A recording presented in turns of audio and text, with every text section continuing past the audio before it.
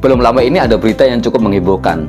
Itu adalah terkait dengan rencana pindahnya PT Nikomas Gemilang yang ada di Serang, Banten ke Jawa Tengah. Kita tahu bahwa PT Nikomas saat ini mempekerjakan puluhan ribu orang. Artinya ketika kemudian PT Nikomas tutup di Serang dan kemudian pindah ke Jawa Tengah, itu akan menjadi goncangan dahsyat bagi perekonomian. Tidak hanya di Serang, tapi di Banten. Dan berita ini semakin menguat begitu ketika kemudian ini disampaikan oleh Dinas Tenaga Kerja Provinsi Banten. Terkait dengan hal itu, kita bisa membaca satu berita yang diterbitkan oleh Detik. Dalam hal ini, Detik membuat berita dengan judul "Perusahaan besar di Banten dikabarkan hengkang ke Jateng". Ini alasannya. Beredar kabar, 3 perusahaan di Banten yaitu PT Nikomas Gemilang, PT KMK Global Spot, dan PWI pindah ke Jawa Tengah. Informasi ini beredar lantaran ketiga perusahaan itu sudah memiliki pabrik di Jawa Tengah. Pihak pemerintah Provinsi Banten pun buka suara merespon kabar tersebut. Diduga mas, karena begini, pembangunan pabrik mereka tahun depan selesai. Kalau pabrik itu selesai, ngebangun rumah nggak ditempati rugi loh mas. Mungkin kalau dibilang asumsi, monggo ya. Cuma kan kalau di Komas, KMK mungkin nggak pindah, karena di sana namanya beda, ganti baju. Kata Kadisnaker Trans Banten, Septo Ranaldi, dikonfirmasi di Detikcom Serang pada hari Jumat 11 November 2022. Sabto menjelaskan, tanda-tanda 3 perusahaan mau pindah ke Jawa Tengah sudah nampak sejak 2 tahun lalu. Apa tandanya? KMK sudah membuat 2 pabrik di Temanggung dan Salatiga. Kemudian, PWI di Pati dan Nikomas di Pekalongan. KMK dan Nikomas di sana menggunakan nama perusahaan baru, tapi dengan manajer yang sama. Ini bisa saja memberi dampak ke Banten, karena pernah ada contoh kasus industri Panarup di Banten yang kemudian membuka di Boyolali dan ada pengurangan pegawai. KMK Nikomas nggak pindah dia mah, karena nama perusahaan di tempat baru beda, manajernya sama, nanti di sini dikurangi tuh pegawainya, ujarnya. Selain itu, menurut Sabto, jika ada masalah dengan order dan buyer, kenapa kemudian 3 pabrik ini malah membuka pabrik di Jawa Tengah? Ini katanya karena ada masalah dengan kemudahan investasi dan masalah lain di Banten, termasuk soal upah. Sementara itu, bicara soal upah minimum kabupaten kota, Sabto mengatakan tidak bisa dibandingkan dengan UMK di Jawa Tengah. Sabto menjelaskan di Semarang UMK 2,5 juta dan itu hampir sama dengan upah minimum Provinsi Banten. Jadi itu tidak bisa dibandingkan dengan upah yang ada di Banten. Tapi untuk produktivitas memang di Banten lebih unggul dibandingkan di sana. Ia memberi contoh tingkat kegagalan produk atau reject di Banten masih lebih rendah dibandingkan dengan di Jawa Tengah. Mereka masih prefer kenapa produktivitas di Banten yang masih tinggi loh mas. Di Jawa Tengah itu sekarang barang reject itu 25-30% kalau rejectnya. Di Banten mereka tuh paling besar 4%. Mereka sebenarnya prefer di sini, ungkapnya. Hanya mungkin katanya 3 perusahaan ini memang sudah lama di Banten, jadi hanya tinggal mengambil keuntungan saja. Ya teman-teman, itu tadi pernyataan dari Kadisnaker Provinsi Banten yang kemudian diberitakan oleh Detik. Dan saya kira ini menjadi satu berita yang menarik begitu, apalagi kemudian disampaikan oleh pejabat yang berwenang di Ketenagakerjaan, yang kemudian membuat banyak orang menjadi galau terkait dengan apa yang terjadi di perusahaan terbesar di Serang itu. Namun demikian, hal ini dibantah oleh Serikat Pekerja. Sekretaris Umum Serikat Pekerja Nasional atau SPN, Bung Ramidi, itu membantah ketika dikatakan bahwa Nikomas akan pindah ke Jawa Tengah.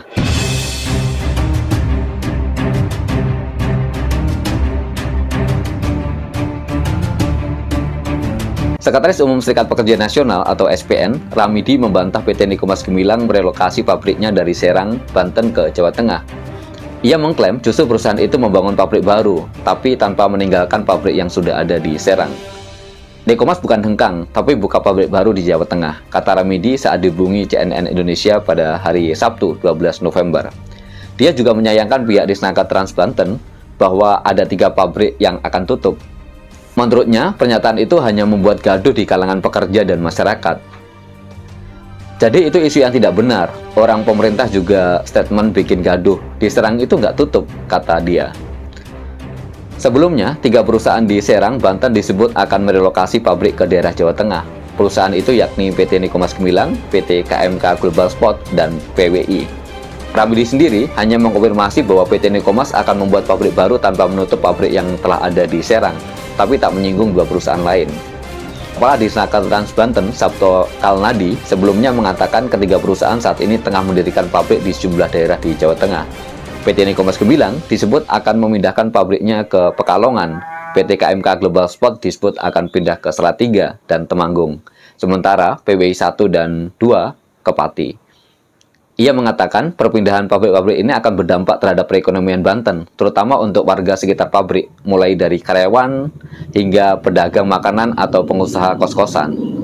Terus warung tempat dia belanja, kos-kosannya udah pasti kosong. Ya efek dominonya begitu, berpengaruh ke ekonomi. Ada beberapa catering di situ, itu kan nanti sama saja, berhenti kan usaha mereka, jelasnya. Teman-teman, terkait dengan dua berita tadi dari Detik dan CNN Indonesia, terkait dengan pernyataan dari Kadisnaker Trans Provinsi Banten, yang mengatakan bahwa ada 3 pabrik besar di Banten yang kemudian akan pindah ke luar, dan kemudian bantahan dari Serikat Pekerja Nasional, itu paling tidak membuka mata kita tentang bagaimana terkait dengan situasi hubungan industrial saat ini.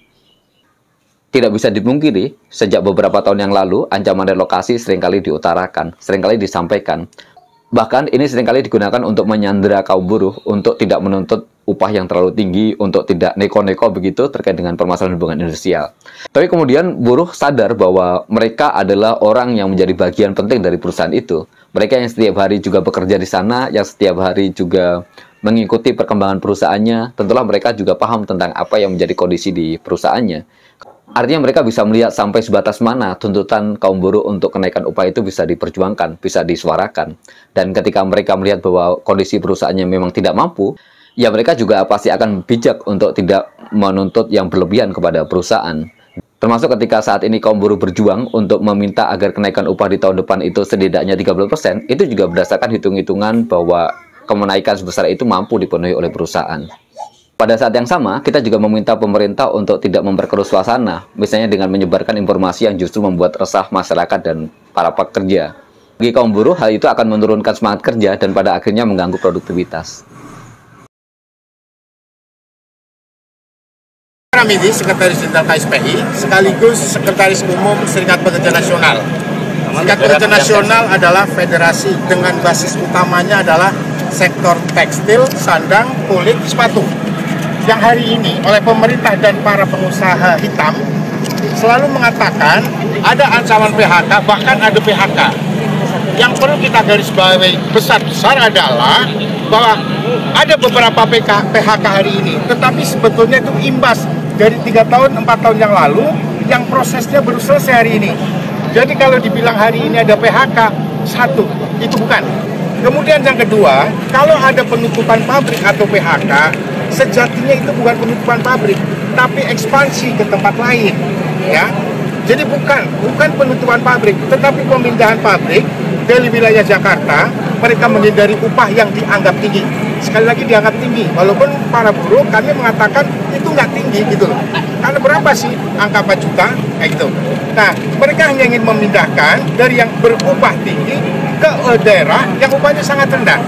Maka sekali lagi buat seluruh pihak, pemerintah maupun pengusaha, jangan jadikan anggota kami, SPN, jadikan kami hitam sebagai cara, sebagai alat untuk menetapkan, untuk memastikan, untuk mendorong agar upah tahun 2023 ini menjadi sangat kecil. Itu sama saja membunuh kita semua. Terima kasih. Assalamualaikum warahmatullahi wabarakatuh. Intinya bahwa mereka menyatakan ada PHK, para pengusaha-pengusaha hitam itu hanya 2 yang mereka punya target. Satu, upah murah, naiknya hanya 2%. Saya kasih tahu ya, buruh nggak bodoh-bodoh amat. Yang kedua, mereka ingin mengganti karyawan tetap saat relokasi dengan karyawan outsourcing karena memakai Omnibus Law. Saya ingatkan, di mana kamu berada, serikat buruh akan melawan dan partai